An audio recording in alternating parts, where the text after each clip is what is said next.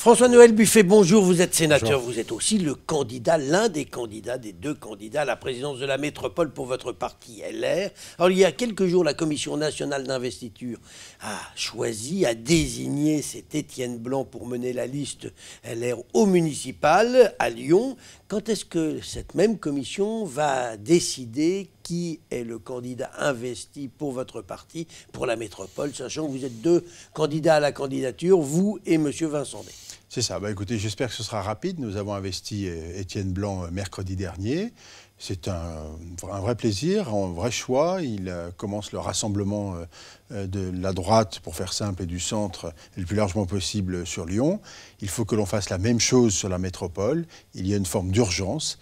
J'ai réclamé à l'occasion de cette commission qu'une nouvelle commission d'investiture soit décidée rapidement pour la métropole. Chacun sait que je suis candidat effectivement à cette investiture et à la présidence de la métropole.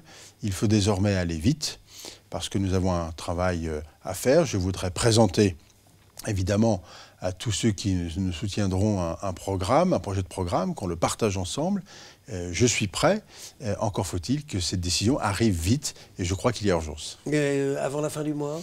L'idéal serait avant la fin du mois, effectivement, c'est-à-dire juste après la suspension parlementaire, au plus tard. Dites-moi, François-Noël Buffet, alors vous êtes deux candidats, vous venez de nous le dire, M. Vincent Day, maire de Rieux, l'est aussi. Qu'est-ce qui vous différencie? Quelle est la principale différence entre vos deux candidatures? Oh, je crois que c'est principalement une différence de caractère et de comportement, incontestablement. Vous ne vous sentez pas l'âme d'un éboueur? Je fais allusion naturellement à l'opération menée par Alexandre Vincent Day qui est allé déposer pour contester la grève des ordures devant le siège de la métropole. Oui, vous n'y étiez pas? Non, je n'y étais pas et chacun sait que ce n'est pas tout à fait mon caractère. En revanche, il fallait bien noter l'exaspération des maires et la situation difficile dans laquelle ils étaient à l'égard des concitoyens, ce qui était normal. Je crois que moi j'ai l'expérience de 20 ans à la mairie d'Oulin, donc une expérience territoriale forte, des projets qui ont été menés fortement. Une expérience à la métropole aussi, à la fois en termes d'urbanisme et d'aménagement de la métropole.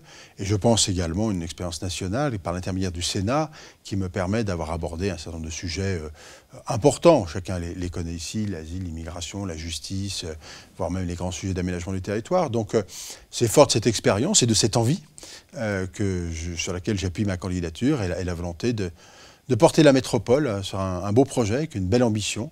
Parce que nous en avons besoin. Nous avons besoin d'écrire une nouvelle page pour la métropole. On va en parler dans un instant, mais juste vous ennuyez au Sénat pour vouloir le quitter, parce que si vous êtes élu président de la métropole demain, vous ne pourrez pas continuer à être au Sénat. Ah, ça c'est certain. C'est un choix, c'est une volonté, mais c'est aussi le résultat d'une envie. Vous savez, le Sénat, j'y suis très bien. Je traite de beaux dossiers, de belles affaires, si je puis dire. Mais en revanche, la métropole, c'est autre chose. Et j'ai très envie, depuis longtemps d'ailleurs, parce que j'aime ce territoire et que j'ai très envie de porter cette métropole dans les années qui viennent sur, je le disais, un beau projet ambitieux. Alors justement, le projet, quelles sont pour vous les priorités pour la métropole qu'il va falloir défendre et que vous allez défendre, j'imagine, pendant la campagne, si c'est vous qui êtes désigné? D'abord, il faut asseoir toutes les politiques sur la base du développement durable et de la protection environnementale. Ça, c'est la base, c'est le socle. Ensuite, c'est évidemment la problématique des mobilités. Un débat en ce moment est engagé, c'est essentiel. Nous suffoquons actuellement dans cette métropole. Il faut aller vite maintenant pour résoudre ces problèmes-là, donc investir lourdement. C'est le développement économique. Il faudra augmenter les impôts pour investir lourdement? Non, on n'est pas obligé d'augmenter les impôts à la métropole. Je pense même qu'il faut prendre l'engagement de ne pas le faire. Ça, c'est clair. Et puis, c'est le développement économique qui est essentiel à la richesse du territoire, à la création d'emplois. C'est évidemment toutes les problématiques de logement, les problématiques de proximité de l'ensemble de nos concitoyens. Donc c'est à la fois une ambition au-delà de son propre territoire et une ambition du quotidien, avec une réussite du quotidien en tous les cas sur ces trois fondamentaux. Actuellement, quels sont les principaux reproches que vous feriez à la gouvernance de la métropole telle qu'elle est faite depuis maintenant 1 ou 2 mandats? Je pense qu'on est à la fin d'un cycle, en réalité. Il me semble que Michel Noir, en 1989, fixe un cap pour 20 ou 30 ans, et que nous sommes au bout de ce cap, de ce délai-là. Il faut donc réinventer la métropole pour les 20 ou 30 ans qui viennent, et cela manque aujourd'hui. Il y a ce manque de souffle, et nous avons besoin d'un souffle nouveau, de brainstormer, si on peut permettre cette expression, de réouvrir les portes et les fenêtres de la métropole pour s'inscrire dans une politique dynamique. Ça, je crois que c'est ce qui manque le plus. Probablement une gouvernance qui devra être à inventer, parce que sur une élection au suffrage universel direct, il va falloir réinventer les relations avec les maires, donc les associer fortement, évidemment, et véritablement le souci d'une forme de bienveillance, mais d'un destin collectif que moi je souhaite pouvoir incarner, et je trouve qu'il manque aujourd'hui. Cette métropole a besoin de se resserrer, au sens PAC de rugby, pour porter cette belle ambition. François-Noël Buffet, il y a quelques jours, Laurent Wauquiez a fait une sortie expliquant que les dossiers sont bloqués à cause de la guerre. Gérard Collomb, David Kimmelfeld, vous êtes d'accord avec cette analyse? Et est-ce que vous pouvez me donner à ce moment-là des exemples de dossiers qui sont en panne? On a vu que quelques dossiers avaient du mal à sortir. C'était notamment le contrat de plan État-région qui a duré un peu plus que de raison. Mais c'est pas dû aussi à la région? Il faut pas rentrer dans ce débat-là et dans cette discussion-là.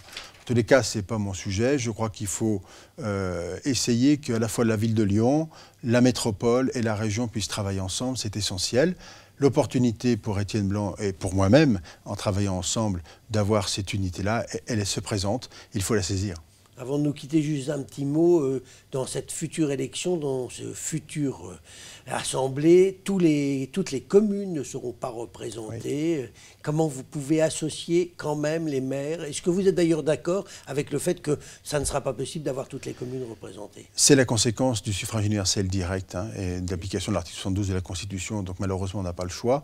C'est donc au nouveau président. Et en l'occurrence, ce que je souhaite, c'est organiser une gouvernance interne de la métropole qui associe l'ensemble des maires, et naturellement ceux qui n'auront pas été présents à la métropole, à travers la conférence des maires qui existe déjà, qu'il faut réunir plus souvent, qu'il faudra consulter plus souvent.